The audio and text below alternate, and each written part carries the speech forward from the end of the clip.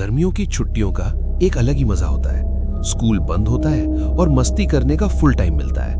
ये कहानी भी ऐसी ही एक समर वेकेशन की है। 1989 की बात है। 16 साल की संजना और उसका 13 साल का छोटा भाई राजा उस साल की समर वेकेशन के लिए बहुत एक्साइटेड थे, क्योंकि वो करीब 10 साल बाद अपने दादा दादी से मिलने जा रहे थे। उनके दादा दादी शिमला हिल स्टेशन के पास एक छोटे से गांव में रहते थे। एक पुराना सा खेत वाला फार्म हाउस जहां कभी भी लाइट चली जाती थी। पर राजा और संजना बहुत एक्साइटेड थे। ये पहली बार था जब वो अपने पेरेंट्स के बिना ट्रैवल कर रहे थे। एक लंबा सफर तय करके उनकी ट्रेन शिमला में रुकी। स्टेशन पर सिर्फ वो दोनों ही उतरे। उतरते ही उन्होंने अपने दादा दादी को देखा और बैग्स उठाकर उनकी तरफ दौड़ पड़े।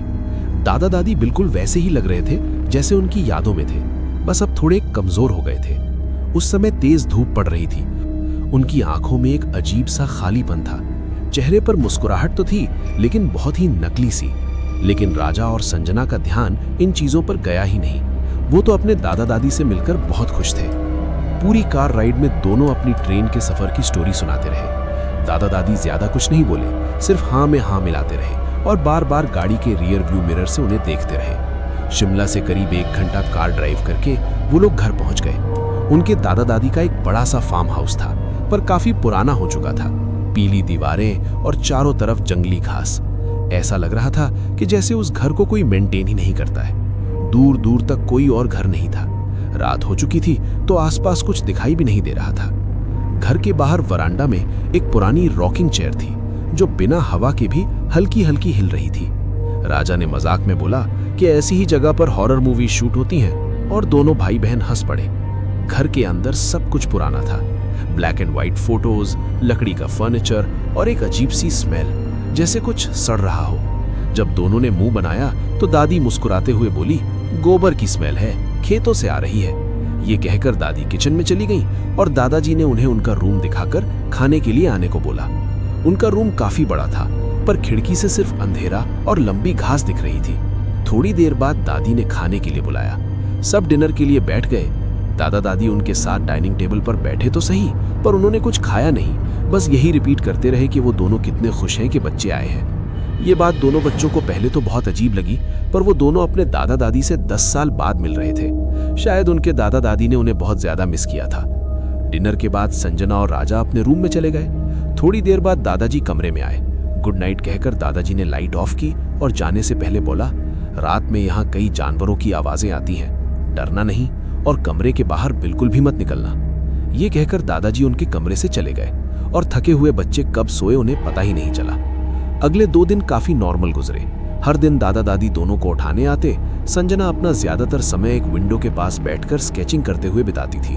उस विंडो से सिर्फ पेड़ दिखते थे, सारे के सारे एकदम एक जैसे। राजा घर के आसपास घूमता रहता या घर के पीछे के कोने में एक पुराने झूले पर बैठकर अपने वॉकमैन पर गाने सुनते रहता। दादा दादी हर दोपहर ये कहकर घर से निकल जाते कि वो दोनों खेत में काम करने जा रहे हैं और सीधा रात को वापस आते। घर में एक लैंडलाइन फोन भी था, पर वो खराब पड़ा था, तो वो बच्चे अपने मम्मी पापा से भी बात नहीं कर पा रहे थे। कुछ छोटी छोटी चीजें भी थीं जो थोड़ी अजीब थीं, जैसे दादा दादी कभी भी उनके साथ कुछ खाते नहीं थे। हर बार कोई ना कोई बहाना करके दोनों डाइनिंग टेबल पर बस बैठे रहते। एक बार राजा ने देखा कि किचन में फ्रिज खुला हुआ था और अंदर सिर्फ एक पतीला था, जिसमें कोई लाल गाढ़ा सा लिक्विड था। जब उसने पूछा तो दादी ने सिर्फ इतना कहा कि वो एक पुरानी फैमिली रेसिपी है, और वो जोर जोर से हंसने लगी।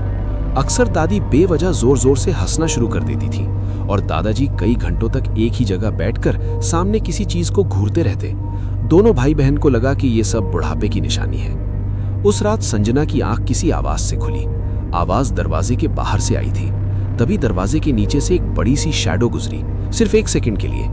दादाजी की वार्निंग भूलकर संजना दरवाजे के पास दबे पांव गई और उसने धीरे से दरवाजा खोला।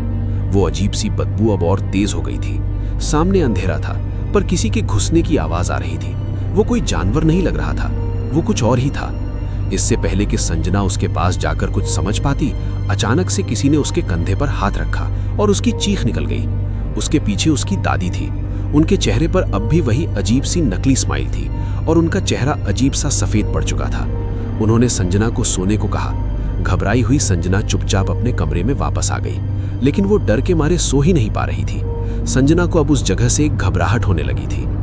अगली सुबह दादा दादी उसके कमरे में आए। दोनों का चेहरा बिल्कुल नॉर्मल था। रोज की तरह वो बोले, नाश्ता किचन में है और वो खेत में काम करने जा रहे हैं।